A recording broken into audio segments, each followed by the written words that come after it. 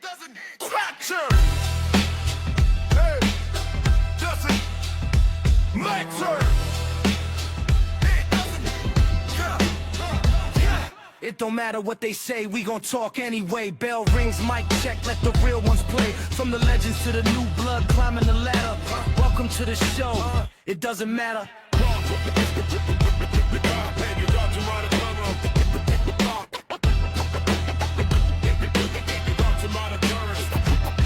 Notorious Dome set the tone, main event status. BDC bring a fire, every take savage. Strap facts with the knowledge, history splatter. Poppy planting a wild card, say it loud, it doesn't matter.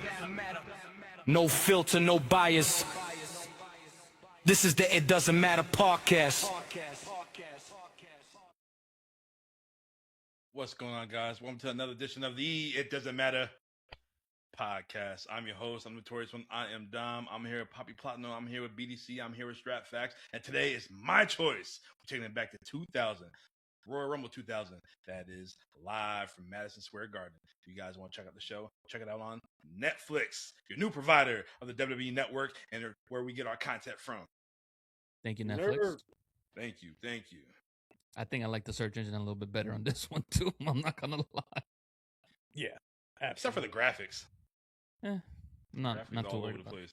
Be like Kurgan and the Jackal and Fully Loaded 2000. some random thing like that, but whatever.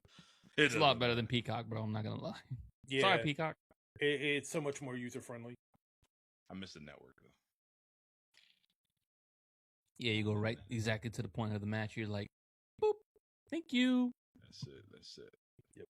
All right, Royal Rumble 2000. We get a video package of Triple H and Cactus Jack. They're showing how hardcore Mick Foley is. Oof, this episode is going to go right to the roof. We talking about Mick Foley. You know how we do when we talk about Mick Foley. And they're showing how damn good that game is of Triple H. 1-800-COLLECT proudly present to you the Royal Rumble, live from Madison Square Garden. Strap, were you in attendance? See, 2000, huh? 15. That was like 15, 14 or 15. No. How the hell would I get there? Dad could have brought you. You don't know anything about me, do you, Dom? You don't know a freaking thing, Dom. He would have had you drive, just been quiet. I had trouble getting him to take me to drama club. Wow. Terrible. It's at the high school. What about you? I was right around the corner. BDC, what about you? Were you in attendance? I was not in attendance. I was home watching it on a very J-rigged cable box that showed other channels with very squiggly lines. I hear that. I did not pay for this pay-per-view, but I did watch it. Isn't the purpose of that box to not have the squiggly lines on any channel? Yes. Except that channel. Unless the thing is shaped like a squiggly line, then that's a whole different story. It was supposed to be, but they didn't always work as intended. No. So you was watching with the squiggly line, so Oh no, it was mostly good. It was mostly good. It was like half of it, the top half was really, really good, and then the bottom half was really, really jacked. So damn, so you didn't get to see Mae Young. Drats. And I am a better person for that shit. We'll get to that a little bit later. All right, so we got good old JR and Jerry the King Lawler on commentary, and the opening match is Kurt Angle, and he has an open challenge.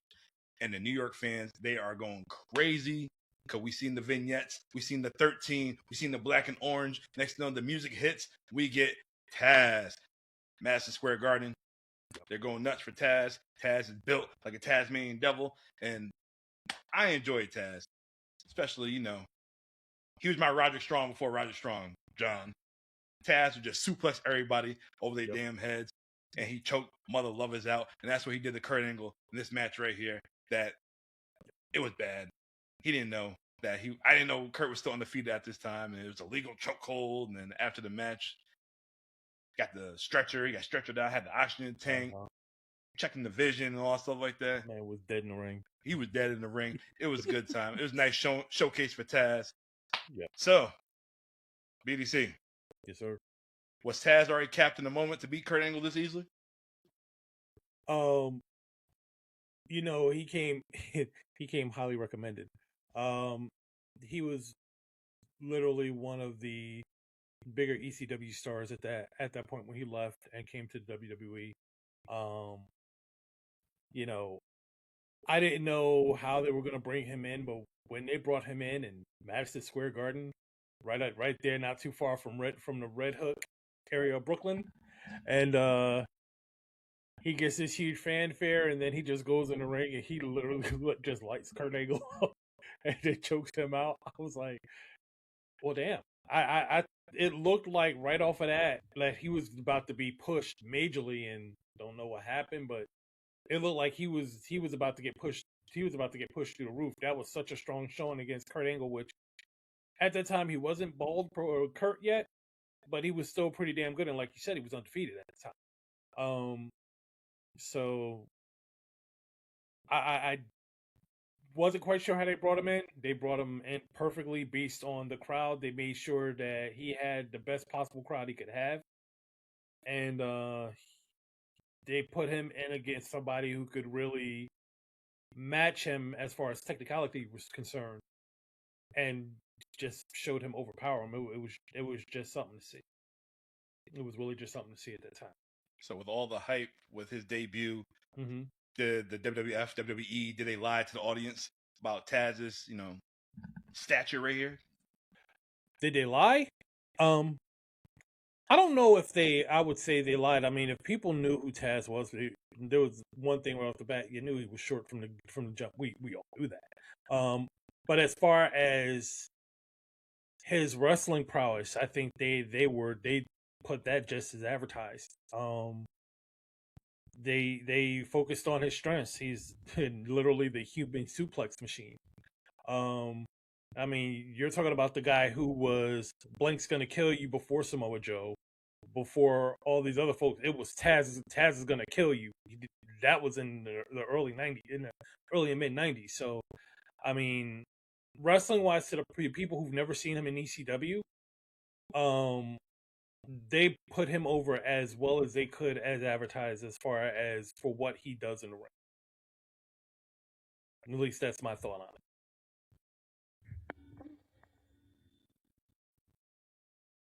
You got something to say, Platinum? No. Oh, you're adjusting your mic? Yeah. Oh, Strap, what are your thoughts on Tazz right here? Is this your first time seeing him at this moment in 2000? Yeah, hold on. Well,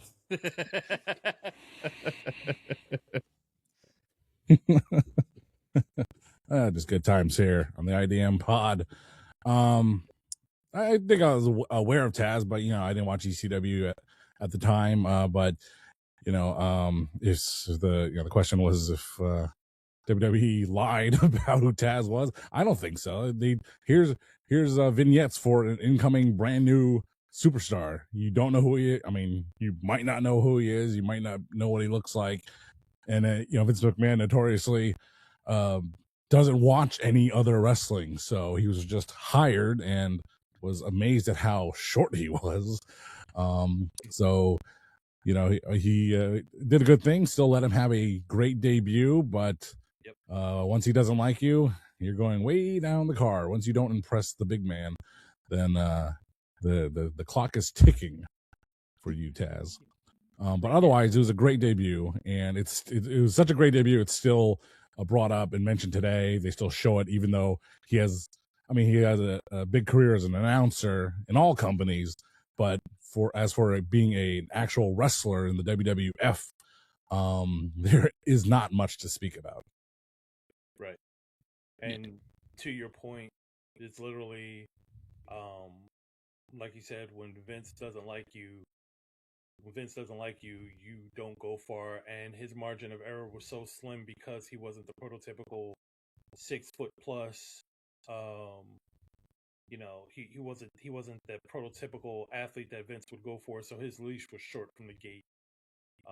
And it didn't take much for him to fall on the bad side of things. That's crazy. That is crazy because Vincent and all these other guys are always looking for someone legitimate, but because like you guys said, Tazz is only like 5'7", 8. I'm probably not gonna say it right because he's probably gonna dump me on my head anyway. But yeah, that debut was impressive. Being born in Brooklyn myself, and you just like you see the hometown boy, and you're like, all right, New York's guy is back, and we've been waiting for him to get to the E for the longest time. His stature does make a big difference when you look at this roster, though, because the ECW roster compared to the WWE roster, there's a lot of beef in here, brother. A lot of beef. Right. And you can see the stature. It's a little bit different. Kurt Angle was probably the perfect opponent for the beginning, for his debut, just because it wasn't somebody too overbearing, too muscular, too big. But I was also looking for those moments where everyone's like, oh, he's too dangerous. He's just dumping guys on his head. I was looking very closely at that. It looked pretty clean when it came to Kurt, but Kurt is a different animal. Mm-hmm. The suplex where Kurt went completely over, I was just like, okay, I can see why they'd be scared, but I think that was more Kurt than it was anybody else. But very impressive debut. Yeah. The crowd we was all behind him, and if you don't see that, Vince, well, we know why. Tazz said it. He's like, as soon as he heard that crowd going, he's like, fuck. And he's like, what do you mean? It's not a WWE product that they made. So if it's not from what they made, dead in the water right away, which is so stupid. You would think that you hear that reaction, you're like, all right, let's roll with it. But it happens every time, man. If they didn't create it, they don't want to, push it. That's why they had a modifier. They gave him 2 Z's instead of 1. Jesus. I am Tazz. Beat me if you can. Survive, I'll let you. That's what Vince McMahon said to him. Had him walking around like an auto shop mechanic. This opening match, this debut match for Tazz, it definitely matters. Oh yeah. Yes. Oh yeah. All right, our next match, you have a table match for the tag team titles. No, excuse me, not for the tag titles, just a regular tables match. Yep. Tag match. We have the Dudley boys taking on the Hardy boys. Everybody knows this is the first table match. The Dudleys, they're all about tables. The Hardys, they were trying to make a name for themselves. They already on the up and coming, and they won the tit. Yes, they won the tit. Terry Invitational. They won that, and my God, you gotta love Jeff Hardy at this time. Jeff making a name for himself. Yes. Remember he was just a little jobber with the high top Vanilla Ice fade, and now he got rainbow color hair, and he's doing everything. He's cracking Bubba Ray Dudley with the chair. Yep. He's really learning to express himself. And what? If you ever hear the story, I think Devon tells the story of that match. And JR's racist. I know where you're going with that one. Aside from that, if you ever hear Devon tell the story of this match, it's literally a case of it was the first time that Vince was allowing the Dudleys to just be the Dudleys. Not to be the comedy act where Bubba's stuttering all the time, nothing like that. This was really the first chance to let the Dudleys be the Dudleys. And the fact that the Hardys were able to match it, move for move, blow for blow, crazy moment for crazy moment was telling. It told a lot about the Hardys to people who didn't know the Hardys were like that, and it basically really introduced the Dudleys to people who didn't know that was what the Dudleys were all about. Yeah. So you think this is actually a good match for the Dudleys and the Hardys, or was this just like a highlight reel just to showcase possibly what the Hardys could do? Nah, it was good for both of them because, like I said, at this point, the Dudleys were a comedy act. The Dudleys were a comedy act. It was Bubba stuttering all over the place. Yeah, they could wrestle, but they were essentially a comedy act. And they were able to, as I said, kind of let the guard down and actually just go in there and just be who they are in the ring and not have to worry about trying to make sure that they hit the comedy spots to look funny. And so I think that was a spotlight for the Dudleys so that you could just see how rough and tough they could really be. And the Hardys, it was a real highlight on them too, because did you think the Hardys could do that? At that moment, no. Did you think the Hardys were capable of that? Nope. No. Absolutely not. So it was definitely a showcase for both of them. which is rare because normally you have matches where it's a showcase for one or the other. This was one of that rare double showcase where it showed both of them out. So, Platinum, do you think the Dudleys were somewhat established, but you think if they weren't paired up with the Hardys, that the Hardys would never get over? I don't know. I don't know. I can't say that because there were so many good tag teams at that time. You did have Edge and Christian in there that was about to just peak and be the best tag team of that trio. You got the New Age Outlaws that were the tag team champions at that time. They were already over. Yep, they were already over. You have the Acolytes. Acolytes was over. Yep. So with them guys right there too, you can see the Dudley boys. Maybe they have that comedy act, but if they're having this type of match, especially with the Acolytes, yeah, Bubba's gonna go in that euphoric like trance, and as soon as he gets one of them guys through the table, all of a sudden it's just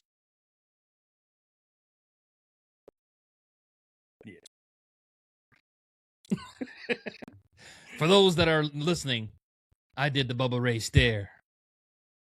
Yes. And if you're not quite sure what he means, the best version of it I've ever seen was TNA when he put Dixie Carter through the table. My God. I gotta watch was that. By far the best version of the Bubba stare you will ever get.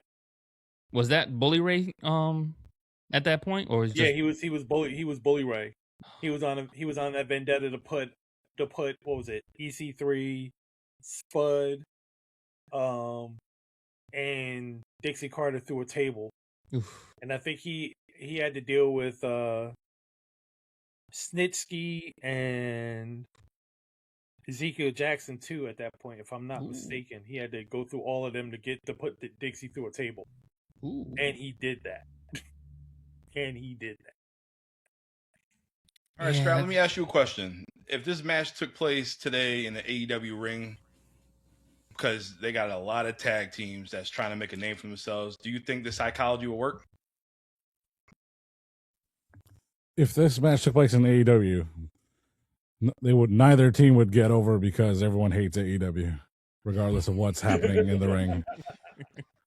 They would be called spot monkeys, highlight artists, just like you said, a highlight reel, and they wouldn't get over because you could mimic this. You can mimic the style of match with, Top Flight in the Hurt Business, Hurt Syndicate, whatever. You can do that.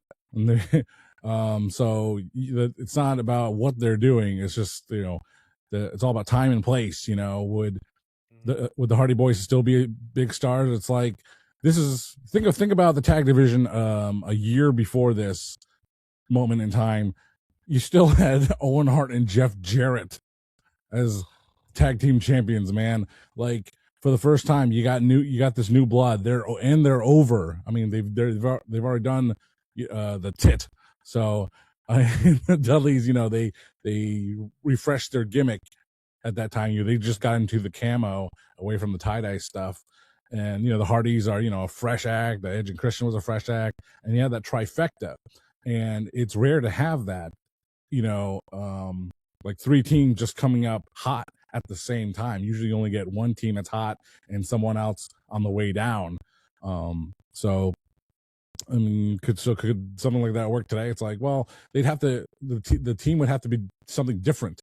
The Hardys brought something different at the time. They brought, Jeff Hardy, did the extreme, high flying, high falling, high dropping stuff. Right. The Dudleys, really introduced like, the table, and that's where the TLC thing came from, and Edge and Christian's like, well, what do we got? Okay, we got the chairs, So it was just one of those magical things that made, that Attitude Era so special. When else can you have a period of time when you have, The Rock and Stone Cold on top of the main event scene, never. You only have one supreme main event guy usually. So doesn't work for me, brother.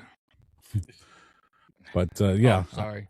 I think it was just they were in the right place at the right time, much like things in the Attitude Era were. So. Yeah. I completely agree with you on that. All right. Well, Jeff Hardy, he cracked Bubba Ray Dudley with 2 chair shots. He fell off the balcony through a table. Then Jeff goes back on the balcony, and Jeff's on the balcony, hits the swanton through Devon through the table. The Hardy Boys are your winner. This match matters. Yes, it Yes, does. it does. Yes. And we'll All live in infamy. Yes. Yes, sir. Yes. All right. Well, our next contest is the Miss Royal Rumble 2000 Bikini Contest. Hey, I get I it- was getting ready to skip this, but then BDC reminded me of something. get it right. According to Jerry the King Lawler, it was the first ever Royal Rumble 2000 women's bikini. Say that 3 times. Yeah, he said it. It was like, you mean there's gonna be a second one? No. All right. Well, you get all these Hall of Famers coming out, and they're going to be the judges of the Miss Royal Rumble contest. And then your contestants, you have Ivory with the nice WWF New York fleece. Did you see one of the judges? Mula? Yeah. Yeah. Did you see that one fan that was like getting a kiss from her, or just like really? Yeah, What's he his mauled her, problem? he I mauled seen her that shit. as she rounded the corner. Yeah. Yeah, she was Yeah, like, I "Hey, seen that shit. hey, don't worry, I'll pay you later." Oh, man. Yeah, so your first contestant You was guys know what I Ivory. mean. I know. I'm going to get to it. Your first contestant was Ivory. Ivory came out. She didn't want to show off her goods. She had the old WWF New York fleece, which is pretty dope. I would got that. Yo, But her character is perfect. No wonder why it made sense for the right to censor. I was like, Yeah. okay, now it makes sense. Yep. Then you have Terry Runnels. Whew. You have BDC's girl, Jacqueline. Yes, sir. No pop. No reaction when she Absolutely came out. not. Absolutely not. Why, MSG don't why like would chocolate. she have pop? I Oh, want to there talk was a about different pop. pop later. BB had pops. Who the hell's Double BB? pops. Wasn't she like a EMT at one point? Strap? Yeah, her initial character was she was an EMT who came in to help one of the wrestlers, and she was so fine that they decided to bring her in as a on-screen talent. Barbara Bush. Barbara Bush, BB, and they called her BB because they didn't want to get her confused with the actual Barbara Bush, as in the mother of and the wife of George W. Bush, El Presidente. because both his mother and his wife was named Barbara. Wait, you serious? Deadass. Oh, Jesus.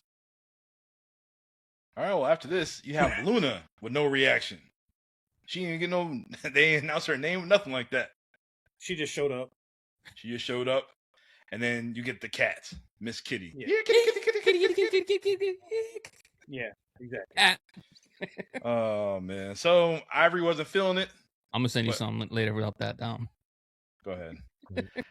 Ivory wasn't feeling it, but she took her clothes off, her fleece off. She looked good. Oh yeah, Terry couldn't wait to take her robe off. Mm. And you see Moolah just here writing notes. I said, damn, Moolah getting flashback when she was a pimp back in the day. So, pimp and hoes nationwide. Why you think I said? Why you think I said? He gonna like, I got you. Which one you want? Corner her later. Corner her later. Yep. So wrong. So Then wrong. Jackie took her. Well, she remembered when her she got robe ragdoll. off. She's like, how much money can I make off of that? Jackie took her robe off. Jackie, BDC yo. went crazy for that one. I did too. And BB with the double whoppers. Yeah. Yeah, And Luna's like, this is all you're getting from me. This is it. yeah. Because I mean, the thing was see through, so I mean, it was what it was. She didn't want to be And there. The You could cat tell. was in bubble wrap. I'm like, damn, Jerry King Law was a lucky man back then. Yeah, And then after this, we have it happened. Mae Young. She come down to the ring in her Ooh, robe, baby. Dun, dun, dun, dun, and she said, this contest isn't over yet. And JR said, oh, she just came from AARP happy hour. May took her top off and scared the hell out of Jerry the King Lawler. Oh, God. And Mark Henry got in the ring to cover her up. And You can see Mark. He couldn't contain his laughter either. yeah, Yeah, he was absolutely hollering. so was the King. And Mae Young, she got the win. which Oh. I have no idea how. But you know, they were just being nice at this point. It's funny hearing those stories where you know what she's doing on camera, but backstage, she's really helping out a lot of these guys, like especially Bubba, because she told Bubba too, when you put me to that table, you better do it right, or if not, I'm gonna get up, go backstage, I'm gonna knock you the fuck out until you get it right. And you're like, what? Okay. All right. Well, Yep. would you put this on the card right now for Royal Rumble in Saudi Arabia? Well, you know, obviously not in Saudi Arabia. I'll take that back. You ain't doing that. Would you No. put it on another Royal It's gonna Rumble be card? it's gonna be something else happening if you do that. Not Would if you do that, wanna though? live. Shoot. No, Like, was this even necessary at the time? This was absolutely positively what pre-shows were made for. yeah, Because I was okay with Miss Jackie though. like they literally just needed they needed a comedy moment, and that was it. Because my God, Was All right, so would you guys show this to a new fan? not hell this, no. not this. John shook his head like, nope. Absolutely not. I won't even show this to an old fan. Poor dad walking into this. Come in, I can see your dad just walking in like, that's my. Never mind. Yeah, you've seen these other chicks like, damn. Like literally, I sent Dom a message. I was like, "Yep, there goes my appetite." I was in the middle of eating when this was going down, and I completely forgot. Oh, baby. I was like, as soon as I heard her music, I was like, I'm not hungry no more. I'm not hungry no No more. big bite for you. Mm-mm. So far we have Put two the good pizza away. I'm matches. done. You have two good matches so far. You have these beautiful women that Mae Young. Did they need to put this on the card? No, No, absolutely not. Were they just trying to kill time? you could have done Probably. something else with another tag team like Edge and Christian with your 5-second polls or something else, man. Yeah. Just, They weren't doing that yet. oh, I mean, man, Jesus. For reasons you will understand later, they could have definitely fit another match in. It could have been a quick match. It could have been any number of things, but they could have definitely used that time in other ways that would have made more sense than what they actually used it for. Strap, do you think this hurts the show? In retrospect, yeah, but at the time, I think it was appropriate. I mean, appropriate still being the wrong word. It's just what they did back then. It was inappropriate then, but like I said, you know, you can't discount the fact that there are tons, including us probably, you disgusting men out there that would pay any amount of money just to see the women on the card, even though on the same token, most guys would say, oh, I'm going to take the bathroom break during the Divas match. So, Yep. so you have both sides. You have the people that hate them, but you also have people that love them and will pay that pay-per-view money just to see Miss Kitty fresh off, you know, her peep show at Armageddon '99. Cat. Well, the winner of that was Mae Young for Who your gave Miss the Royal Rumble show 2000. that no one absolutely wanted. No wonder why they call it a Mae Young Classic. It was supposed to be Moolah. Yeah, I know. Everybody want to tell. Yeah. All right, well, our next match is for the Intercontinental Championship. We have Hardcore Holly taking on your champion, Chris Jericho and Chyna. These two are co-champions. Strap, how the hell these two become co-champions? I remember the angle, but I don't remember how it came to be. But you know, just seeing, like, first of all, Hardcore Holly, one of our heroes. You can count on two fingers how many important Royal Rumble matches he's been a part of in his entire career. This would be one of them because it was a championship match, and the other one, championship match with Brock Lesnar. Yep. I mean, come on, man. I mean, I know it was Hardcore Holly, but he was coming off that injury. You know, he had a good hot angle for it, and yeah, I mean, of course, he wasn't going to win. Everybody knew that, but gave him a title match, but it was nothing. Like Brock wasn't afraid of him in the ring during that match, and it wasn't much of anything to speak of. It was just piss poor. So basically, this match is remember for who was the champ than the match itself, Yeah. So to answer your earlier question as to how exactly did we get here? Apparently, Chris Jericho and Chyna had a match,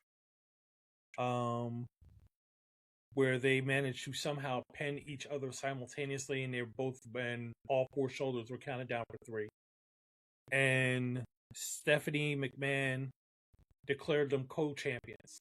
They pinned each other? They pinned each other. What the hell? I gotta see this. That don't make no damn sense. What? Yeah. That don't make any sense.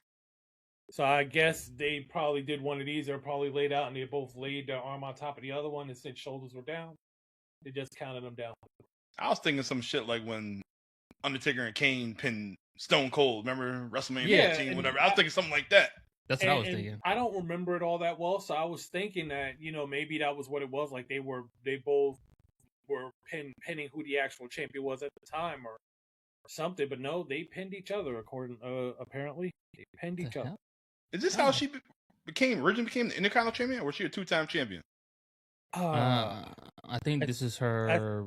This is her second run. Yeah, she beat Jarrett. Right, Jarrett. for the title? Yeah, and Jarrett was gone by now. Yeah. Jarrett was Gone. Gone.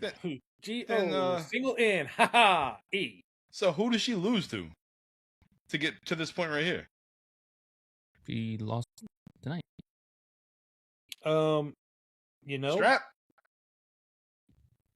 Strap's thinking. Oh shit. I'm looking it up too. I mean, it's humanly possible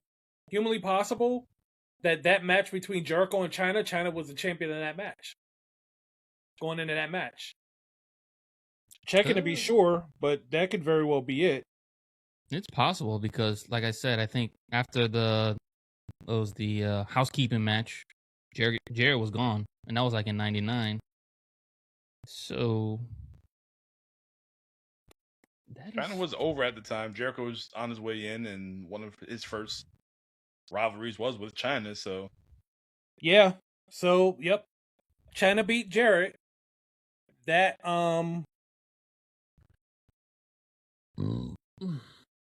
yeah, Chyna beat Jarrett.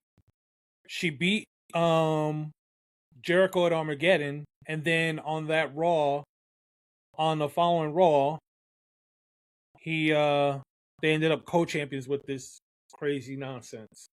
do you think this feels like towards Jericho's like WCW all over again with some crazy bookings and comedy acts at this time? Yeah. It just seemed a little off at the time, but I mean, because how does that ever become the decision? Oh, I'm going to declare them both champions because they both pinned each other. I don't know. There's All right, no well, the part of match- that didn't actually make sense. Yeah, well, the match kicks off with Holly shoving Chyna right in the face, mushed the hell out of her in the face, Oh yeah, and then slapping Jericho, and then Jericho slaps him, and then Chyna slaps them, and then they all going at it, and then it seemed like the whole damn match they were just going after Hardcore Holly. Seemed like for the most part, yeah, it didn't belong. but long story short, Jericho got the win by hitting the lion salt on Chyna, while Chyna had the walls of Jericho or the Boston Crab on Hardcore Holly. Yeah. Yep. So, guys, what do you think about this match? It didn't matter. I didn't care for it. And I Platinum? think I thought it was actually a pretty good match, honestly. I with the three people in the match, it's kind of difficult to like see who's leading, who's not gonna lead. I kind of seen that they were gonna keep Chyna away from the guys for most of the match, which made sense. I as much respect as got for Chyna, Joni, it doesn't just feel right in my opinion. I love her to death. I wish the best for her. She is the ninth one of the world, and she in my opinion, she's the queen for all the girls because she really was the one that helped the women like level up to a level they never would have probably reached. But it was actually like I said, it was better than I thought. And then some of the slaps that Hardcore Holly was going with, I was like, oh shit. Oh, well, he was not holding back on Chris. Him and Chris was throwing some haymakers in there. Well, and I think that's kind of what makes it work is because, Hardcore Holly was known to be stiff. Yep. Jericho very much can work stiff, and Chyna just wanted to prove herself, so she just said, "Come and get me with your best shot." So that's kind of why it worked. All three of them were very willing to take the hard shot if needed be.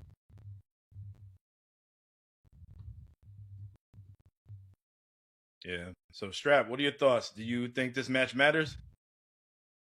I did like it. I mean, because I like Hardcore Holly.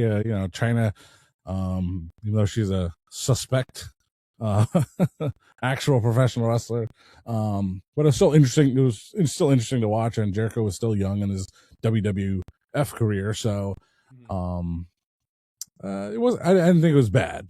So I was just personally entertained by it. So I give it a thumbs up. So I guess this match does matter. Huzzah. All right. Well, our next match, we have the New Age Outlaws, your tag team champions, and they taking on the Acolytes of Farouk and Bradshaw. And the Acolytes, they come running down to the ring because they're all about business. But this match was short. X-Pac got involved, and the Outlaws, they retained the title. The match was like less than 3 minutes. Yeah. And Ron Simmons got a case of the Harlem Heat yips. But what? Because he completely forgot that there was a match going on while Billy Gunn hit the famouser on Bradshaw and pinned him while he was in the ring and didn't realize that his partner was getting pinned.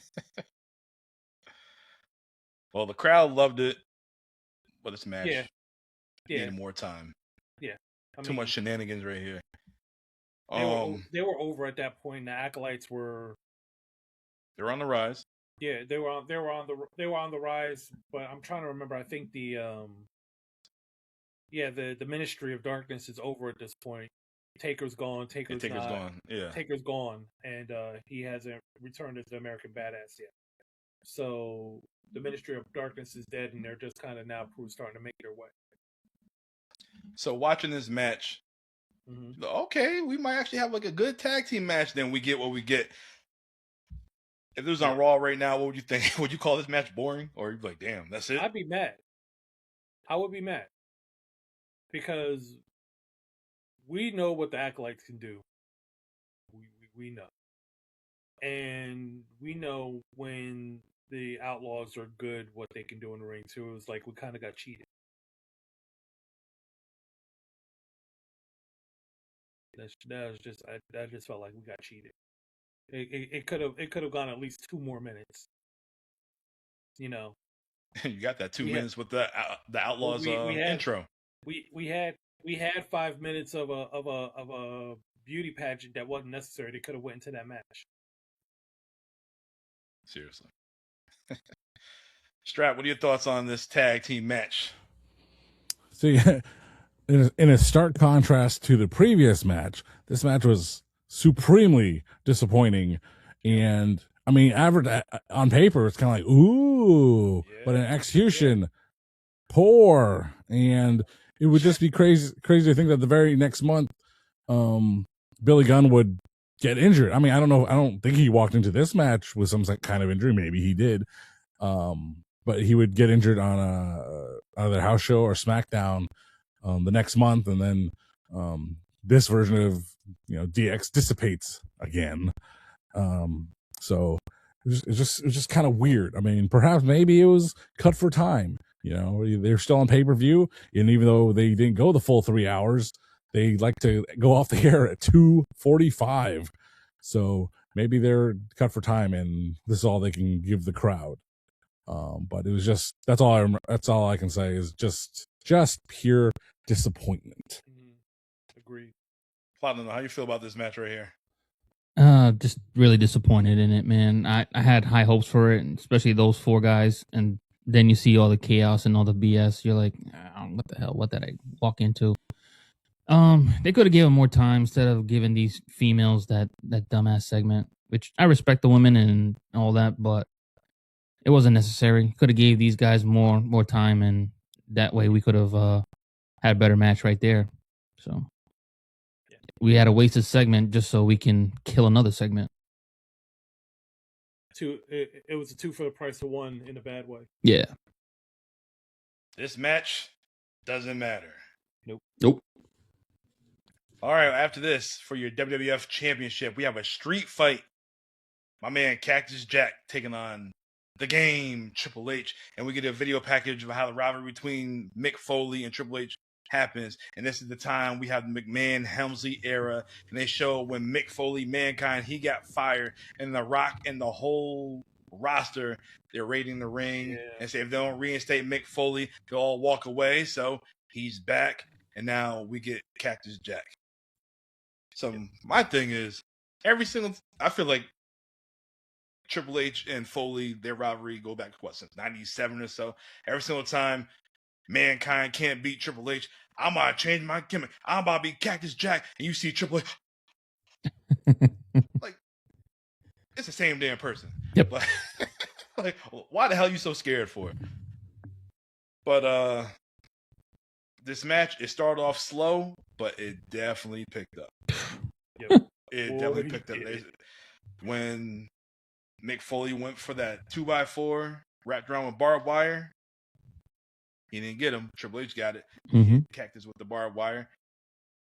And my God, it was it was so bad that Earl Hebner kept trying to get rid of the 2x4. Which that completely, I'm like, yeah, how are we sitting here right now having all sorts of distractions because the referee is trying to get rid of a legal item in a sanctioned match? How are we doing this? He gave the damn barbed wire 2x4 to Hugo Savinovich. Yeah. Give it to me. No. Foley just clocks him. He just see him laid out.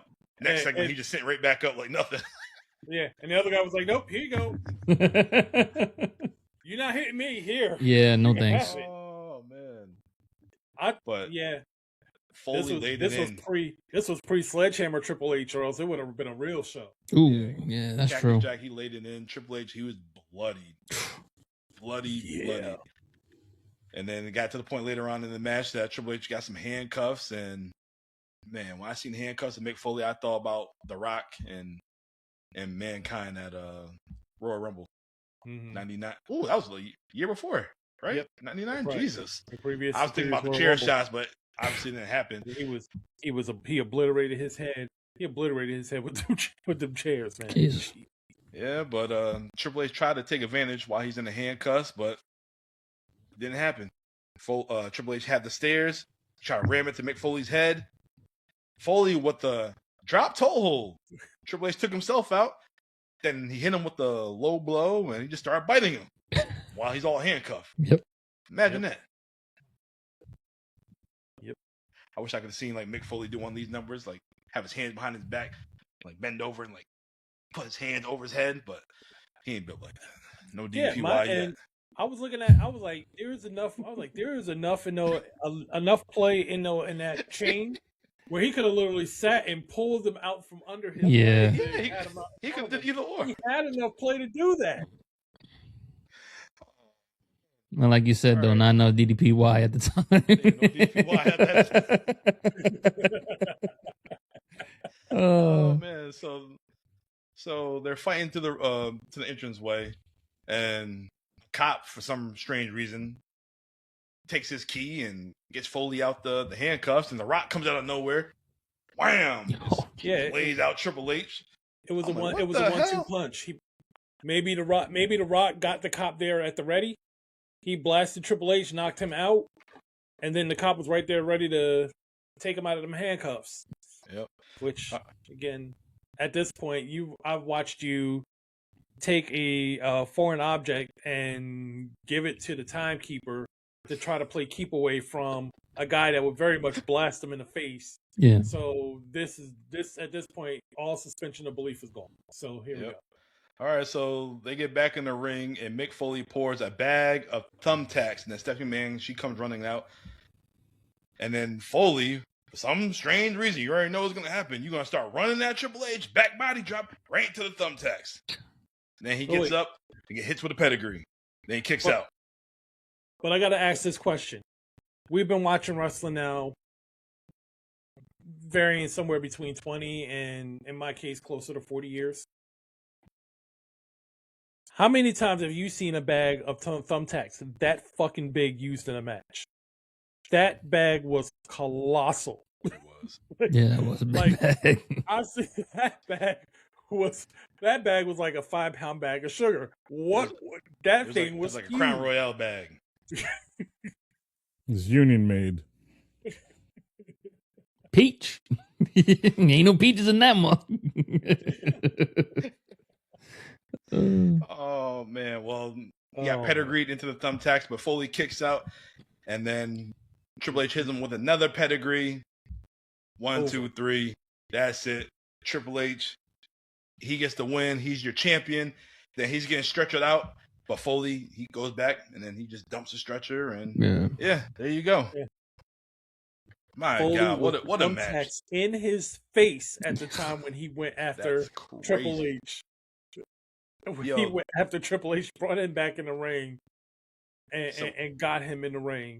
So we had that women's segment, which was okay. Then you had that tag team match, and then you get this classic right Absolute here. bag. This was a classic right here. And I'm gonna say this now. Mick Foley made Triple H's career. He would never elevate to where he's at right now because of Mick Foley. I will absolutely say between The Rock and Mick Foley, more so Mick Foley, because The Rock was kind of making trails. He wasn't fully established yet, but he was on the rise as well. But between The Rock and Mick Foley, yeah. Once he got hurt and he came back in 2000, I think it was 2002, he was made. He was made at that point. When he came back in the leather jeans and peed all over himself, he was made at that point.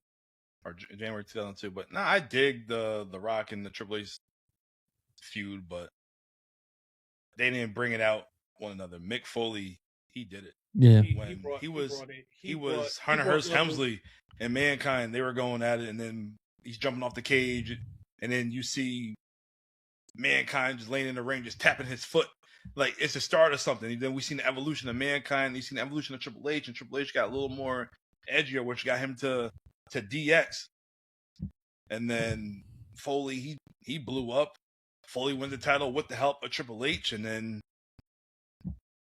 and plays out. It's synonymous. It was like, and I started thinking, I said, did this dude ever beat Triple H in a big match? I don't think so. Oh, he did? I'm not sure. I mean, he beat him in the 1997 Raw from Madison Square Garden. I mean, does that count? I don't recall Let's that just one. put it like this: did he beat? You don't recall that one? Did he beat him in any high stakes matches? High stakes, no. Yeah. Like I said, I don't know if you count that one. That was in that one was in September '97. You know, Raw's War comes to Madison Square Garden, and you know the product, the creative is red hot. Yeah, the debut of Cactus Jack. Yeah, he beat him then. I'll show the 3 stages, the 3 faces of Foley. That was dope. Yeah, that was big. All right, well, Triple H got Mick Foley's number. Yeah, he did. In a previous podcast, we talked about this, that Mick Foley probably wasn't the MVP of the Attitude Era, but I'll say he was probably the 6th man. The MVPs were obviously Rock and Austin. They were the co-MVPs during that era, but the 6th man definitely has to go to Mick. Mick, when it came to anybody from HBK to Sean, not Sean, HBK to Steve, Trips, Taker. Yeah, I was about to say, look what he did for Taker. Look what he did for Taker. It what he did. I mean, look what he did for Taker. yeah. That Hell in a Cell is etched in every WWE fan's memory. All right, well, let me ask you a question.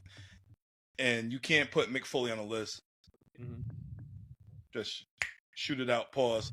Mm-hmm. Top 5 Triple H matches all time. That's not Mick Foley related.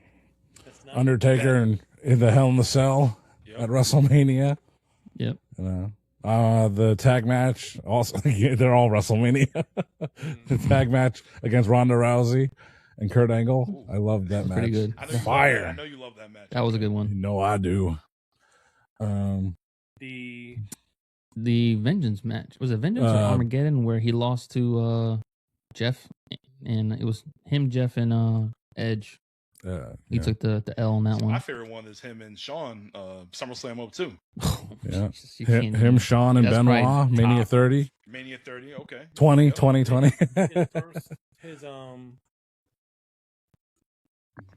His first Mania match of the two-piece he had with Taker. 17. Yeah, No, 27. no, 27. Yeah, X7. Yeah, that was great. Yeah, I mean, I thoroughly enjoyed End of an Era, but I thought his first match with Taker was better. But I loved End of an Era. 17 was good, but I might go. I have to say, I gotta go 27. That was my first WrestleMania. I enjoyed that shit. I mean God, that began it. I mean, like that's when it was like Taker. He's having great match. I mean, he's had great matches. But it stood out. It was very exceptional. And then the Hell in the Cell the next year obviously played off that. It was like a 4-year arc with Shawn Michaels. So yeah, it was a very big deal. And of course, I love him and Sting at Santa Clara. That made me so mad. I'm not a fan. It was good. It was good. I'm not a fan. If you're entertained, you're entertained. I wasn't.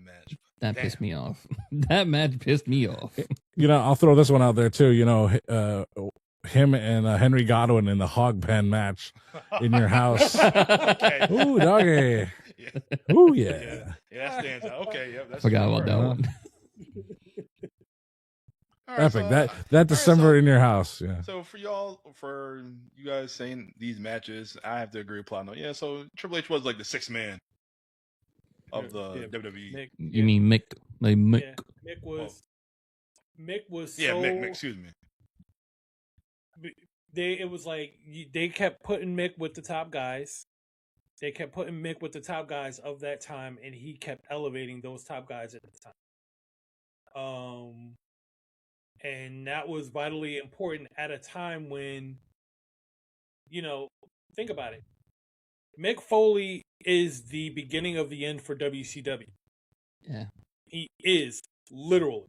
That's true. Them finding out that Eric Bischoff blabbing that he was going to win the WWF Championship effectively was the beginning of the end of WCW, because everybody went to WWF to see that match, to see that match.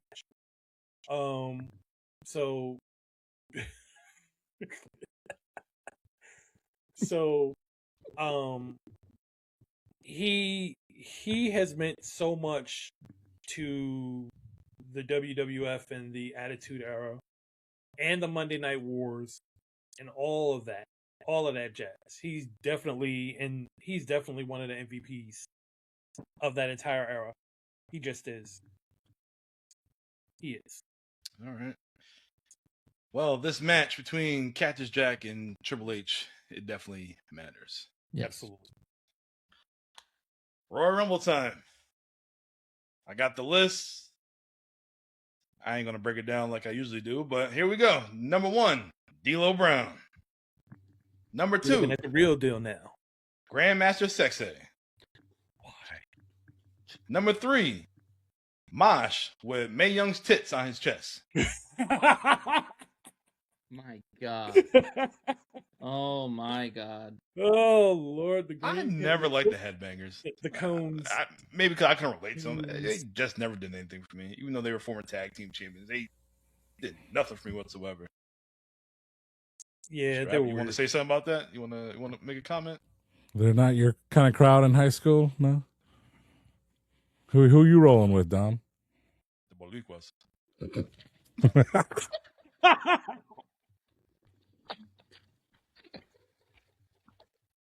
Dang! Got him. Gotcha, bitch!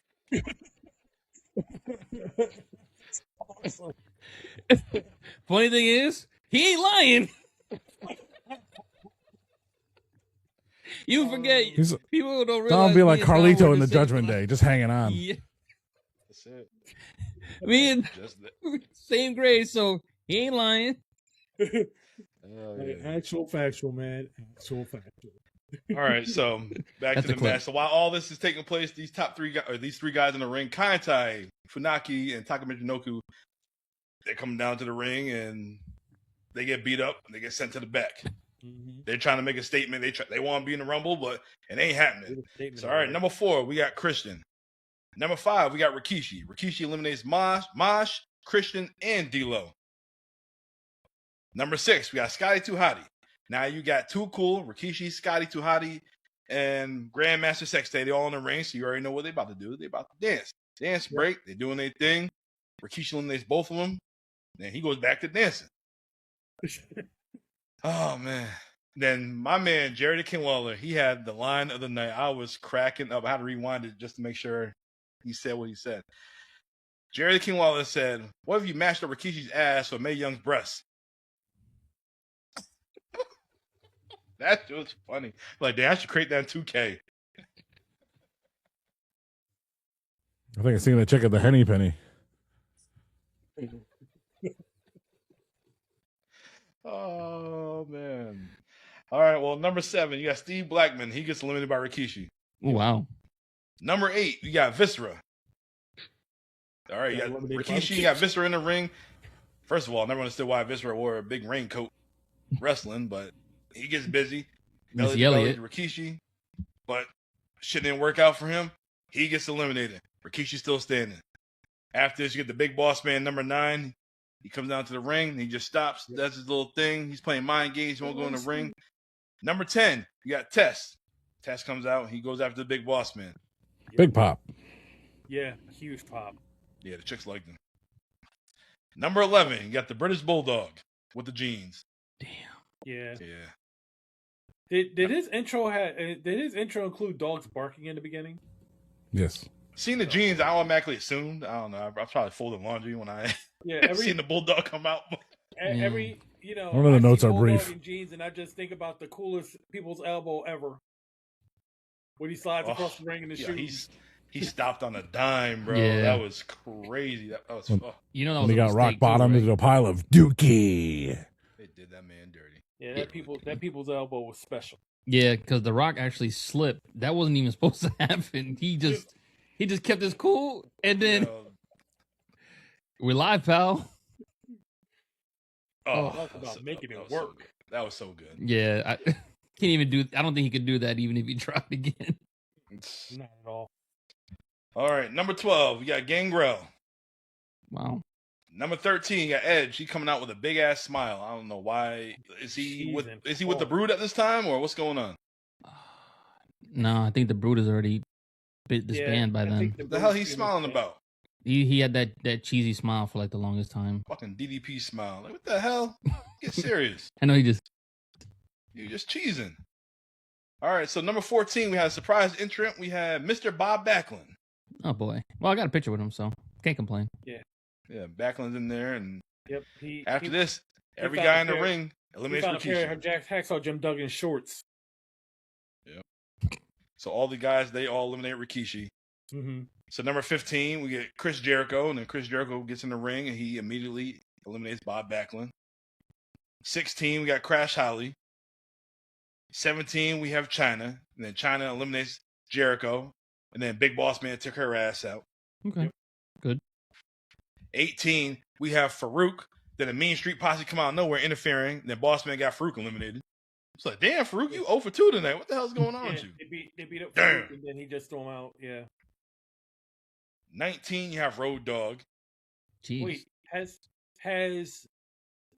because I'm trying to remember at this point. I think Kaintai has been out like 2 more times in the last time. Yeah. Taka got his head mashed up, and so he didn't come out no more. And they kept replaying it. Show me it again. Show me it his again. head hit the mat. All right. So He won't be 19, back. 19, you got Road Dogg. 20, you got Al Snow. Al Snow looks so generic right here with just the black singlets. Yeah. Like, what was his gimmick at the time? Blackjack dealer. Well, actually, they said that he was looking to tag with people, so maybe this was right before he created the Job Squad. Yes, I forgot about the Because Job technically, After. the Job Squad is literally just a white T-shirt over that. Jesus. Yeah. I mean, that is how Snow's attired, except this one was just all black. Yeah. He looked like Well, the Keith Lee Bulldog on got Raw on the eliminated by Road Thunderdome. Dogg. The dog eliminated the dog. Yep. 21, Val Venus. Okay. 22, Hello. Prince Albert. Then Edge gets eliminated. That is 23, so Hardcore Holly. wrong. Val Venus and then a Prince Albert afterwards. Ouch. Sorry, ladies. Wait till our fancy booking, our next show. Don't worry. For the men. Don't worry. I kind of see All that. right. 23, Hardcore Holly. Yep. 24, what everybody's waiting for, The Rock. Then he eliminates Boss Man. 25, Billy Gunn. Then Crash gets eliminated. 26, Big Show. Test is out. Gangrel out. 27, Bradshaw. And then the posse comes back, and then Bradshaw gets eliminated. What the hell are they doing with the accolades at this time? What's up with that? I think they just send people up so they can have some ballroom brawls with them. They didn't even have the APA Nah, not thing yet. yet. Oh, They didn't have the man. protection agency yet. Yeah. Oh, the best moments is... Yeah, yet. Oh, my From God. E-Tap. All right, number 28, you have Kane with Tori. Yep. And then he eliminates Val Venus. 29, you got the Godfather, and then Funaki comes out again. He gets his ass beat up. And then 30, you have X-Pac. And then, obviously, The Rock got the win, eliminating the Big Show. All right, so here we go. Watching this Rumble match, which was 55 minutes long. Yep. This was a weak Rumble. It was. If The Rock didn't win this, who's going to win this match? Can somebody tell me that? Right. There really isn't anybody. Who was the Yeah. backup? It wasn't going to be the was no Big Show. backup. Do you remember when The Rock came back a few years ago and said that promo with the Big Show was, oh, yeah, that was you. That's supposed to be you. You were supposed to have the Hollywood deals. But, you know, this is what happened. And it took my career here, and you went down this way. He just started crying in the ring. Yeah, like, but seriously, who was the backup for this? Like, Austin, There wasn't one. Yeah, because There was nobody. Austin was gone by then. This is when they did the whole thing where he got ran over, just so he can, protect that neck of his and get the surgery. Yeah. It made sense a little bit why they had Rikishi, have that little thing in the Royal Rumble, so that way they can go to him and be like, "I did it for you, Rock. I did it for the people." I mean, it's a tough one because, you usually look at the final four, and the final four usually indicates, the top four guys that they're going to push or something of that nature, but not this time, if, especially considering X-Pac at number 30, he wasn't going to be it. I'm thinking it would have been Chris Jericho. I mean, if like The Rock got injured, say a week, sometime before, not like the day of, they could have rebooked the Rumble, and Jericho probably would have had a more prominent position. Because he was already one of the featured guys on the WrestleMania 2000 poster.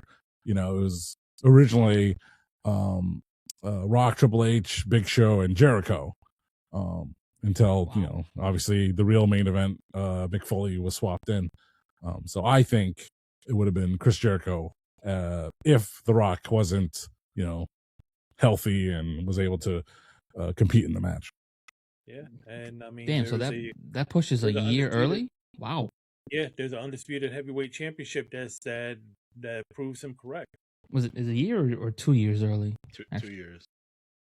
I mean, No, next year, 2001. It was 2000. Well, January 2000 to December 2001 is Almost 2 years. 2 years. yeah. But they didn't show the replay, so everybody knows that The Rock's foot touched. Yeah, Did both of his feet or just one? both. He even admitted. He told Big Show that. So The statute of limitations is over, buddy. Imagine if Big Show won this. What the hell would you think they'd have done? So if he That was slipped and then they would have showed that the Big Show won, Yeah. they would have just went to the next pay per view, put the number one contendership up, and then boom, Rock gets the top the gotten it anyway. opportunity, and then boom, there you go. And you It still would get have been a triple threat match. Oh, Lord. Is the Rey Mysterio Royal Rumble with Randy Orton rules where he lost his title shot at No Way Yes. Out. Yep. Maybe Vince McMahon runs out and he busts in, he tears up his quads running, getting in the ring. God damn it, Rock. God damn it. Get back in the ring. Get back in the ring. I told you know. Oh, Big Show. Never mind. This show was meant for the Rock to win this Rumble. I got BDC. I got BDC. Because you can see it too. Yep.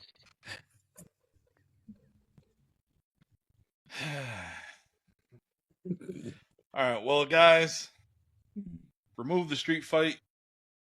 Remove Tazz's match against Kurt Angle. What are your thoughts on this show right here? Does the show matter, or is it just hot You garbage? said remove the street fight and remove Tazz's match? Yeah.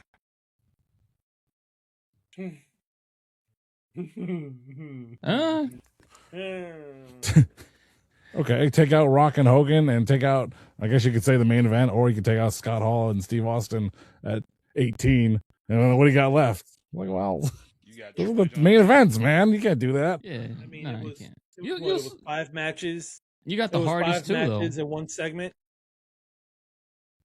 You gonna take away But- the Hardys and the Dudleys? You know, I think Don was just supremely disappointed by the Rumble match itself, which is okay. You can separate the Yeah, Rumble match from the card. The Rumble match was underwhelming. The It's- tag match was underwhelming. I think it's difficult because when you have the Rumble match, it's usually the main event, and you think about it, it's not an actual match. It's just we're just picking who's really gonna be the number one guy to go into WrestleMania. So we'll probably do in reverse, Tom. Take away the Rumble and leave the rest of the card. And does this pay-per-view matter to you? Doesn't matter to me. I'll say yeah.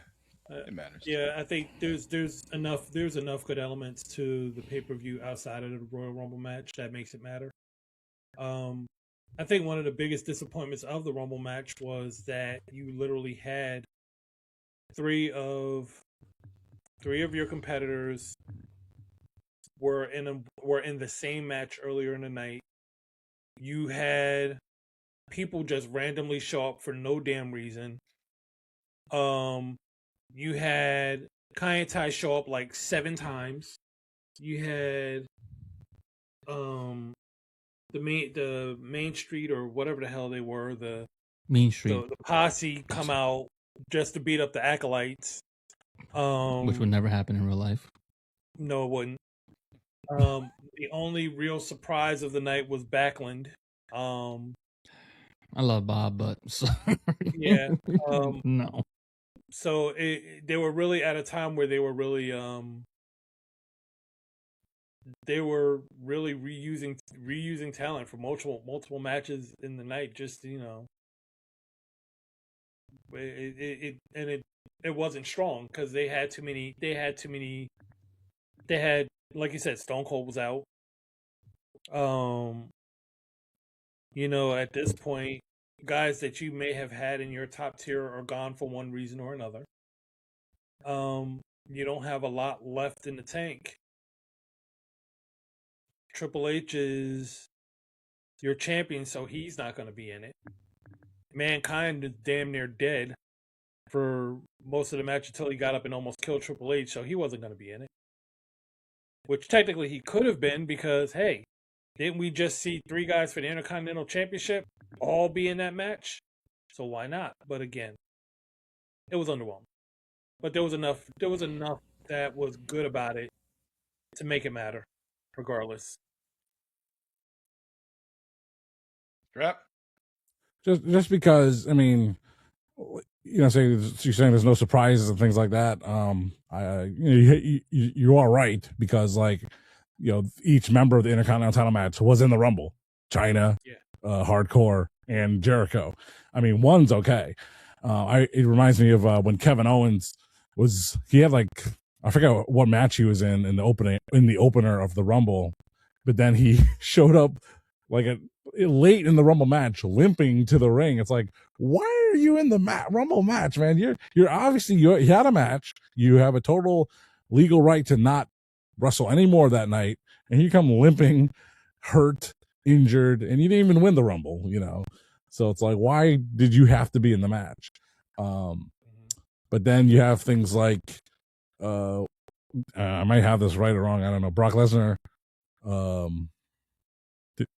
did he lose the WWE title and then Show up in the Rumble later that night? He lost it to Lashley. Yeah, and then he showed up in the Rumble and won the Rumble to, whatever. I don't know. He was literally number 30 going into he was the number 30 entry Brock on a Brock after losing the title earlier that night. I forgot about that. Yeah. How did that play out? I mean, he walked into WrestleMania as a champion. Oh, because he beat. Oh, he was in the. Wait, if he won the Rumble, he was in the Elimination Chamber match, and then he won that match, which was for the title, because Bobby Lashley was in that match also, but he didn't wrestle because he was hurt. He ended up beating Lashley for the title at Elimination Chamber. Went to WrestleMania against Roman Reigns. Yeah. Title, and that's when Roman unified it. Yeah, that was crazy. But like, what happened to the title shot? I mean, he ended up doing it anyway under different circumstances. Wait. Well, I mean, technically, yeah. Technically, he had his title shot. His title shot was against Roman. Yeah. He never declared who he was going to face for the title. He beat Bobby Lashley for the title in Elimination Chamber. So clearly, you knew who he was going after at that point. And he still had not the briefcase, but the Rumble, win. So okay, I got it. I got you. Which, oddly enough, that match is not necessarily. No, obviously we know Roman Reigns unified the title in that match, but was that not the match that he did he threw the microphone and nope. Or is that later down the road? SummerSlam. Where he threw it and Roman looked at it and caught it and winked at him like, that's right, bitch. I was there in Nashville. He was like, I was there. I mean, the Roman and Brock unification match was so underwhelming, so disappointing, because we thought that Roman hurt his shoulder during the match, so they called it early, But hey, that WrestleMania was saved by Kevin Owens versus Stone Cold, so there you go.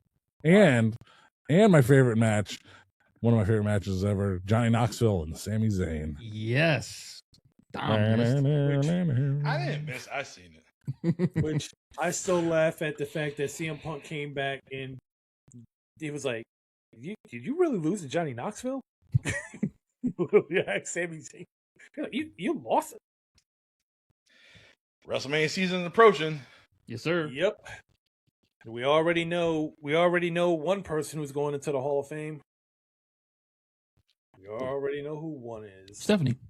Stephanie. I'm like, who? All about that too. What are you talking about? He's buying them Stephanie McMahon Hall of Fame shirts. Double butts and seats. Yeah, I suspect. The shirt said I'm all grown up. On the back and say now. I suspect that John Cena is probably going to go in this year or next. Yeah, Cena has to be the headliner. Yeah. Yeah. Oof. Yeah. I thought he was going to get it. I thought they were going to announce it at the end of his at the end of Saturday night's main event, but they didn't. They might as well. I mean, the way they went out, they might as well. Yeah, we know he's going to be the main. We know he's going to be the headliner of it. It's just it's a matter of when. We know it. I wouldn't do it. I would wait. Have Gunther induct him. And in the next Hall of Fame, the bitch, John Cena. Oh, he better be there. I hope Santino's there. He just announces everybody. We're here for the director John of authority. Cena. He is Hall of Fames. He's like DDP. Everyone wants him to induct them, you know. Or, not, I was going to say Ric Flair. I don't think it's Ric Flair. Nobody wants Ric Flair. Not right now. Oh, well. WWE programming don't want Ric Flair to. Don't get married. Woo! Oh, here's $1,000. Take it back. We change our mind. All right. Well, that's it for the Royal Rumble 2000. My choice. This show had a little bit of everything. I enjoyed it. Will I watch it again? Maybe not the Rumble match. He will be watching for Mae Young later. I'm just going to Google for that one. You want to see my puppies? Well, I'm going to make sure you get it. No, we don't. Remember the clumps? When Mama Clump Oh. ready to take her shirt off the. Oh, Ken Norton. Oh, Ken Norton. Ah. There you go. Oh man! All right. Get the muy caliente Yeah, special. muy caliente. See, hanging out with the Spanish people. Los boricuas. Again. Yes. Oh man! All right. Well, next week, the final show of January's Royal Rumble season, we're gonna do our men's fantasy Royal Rumble. Platinum made his choice. BDC made his choice. Strap got no clue what the hell's going on, so he's gonna be tuning in. We're gonna be watching the video, and we're gonna do a live watch along of the Royal Rumble men's fantasy draft. Should be pretty good. These are That's how we're gonna close out January. Yes. And we already made some decisions for next month. Platino chose No Way Out 2000. So we're going to follow up the Royal Rumble 2000. Yes, It's sir. going to be pretty interesting. I know what happens, but do you remember how it ended? Nope. Okay. I'm watching this time. Let's go Whalers. Oh, yeah, I forgot. I was in Hartford, too. Sure was. Oh, yeah, there you go. Hartford, Connecticut. There you go. Spoiler alert. No, I wasn't there either. Don't! Sorry, Nita. Oh, man. All right. Well, I'm Notorious on I Am Dom. I'm the one who chose the show. I'm here with Poppy Platinum. I'm here with BDC. I'm here with Strap Facts, and we will see you guys next week. Ooh. Would Big Show be a bigger star if he won that Rumble? No. Not at all. probably 50 more heel turns. Oh, Jesus. Boom.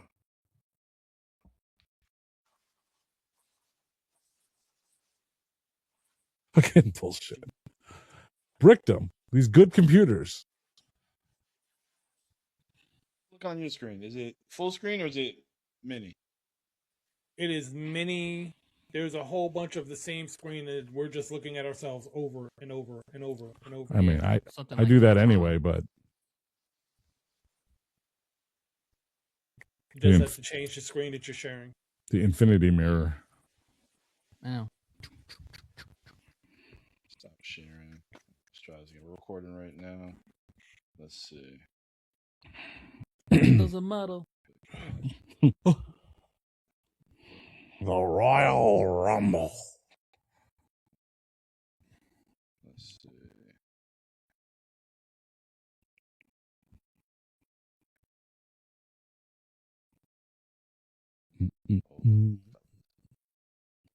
Hold on, Full screen. just for one more day. Hold on to your It's like you asked a question about Triple H's like good matches. If you ask the same about Mick Foley, the answer is he doesn't have great matches per se. I mean, he has more moments than good quality matches. I would say, you know. Yeah. Hey, that one, my mustache looks less prominent. Yeah, where's the shit at?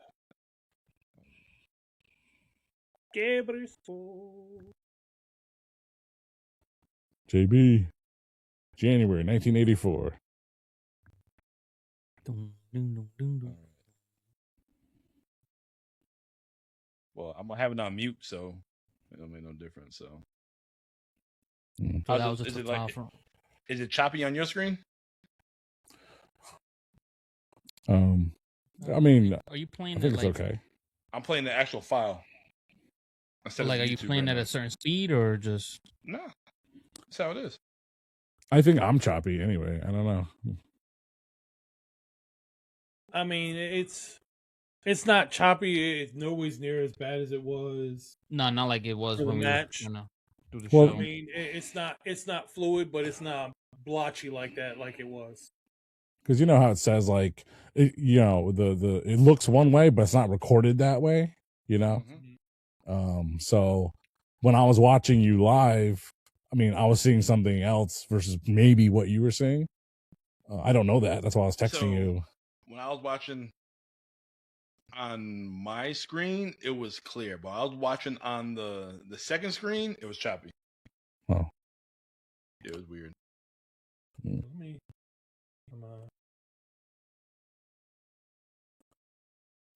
man, what a monologue by this guy. Man, can he talk? Man, when's the image gonna change?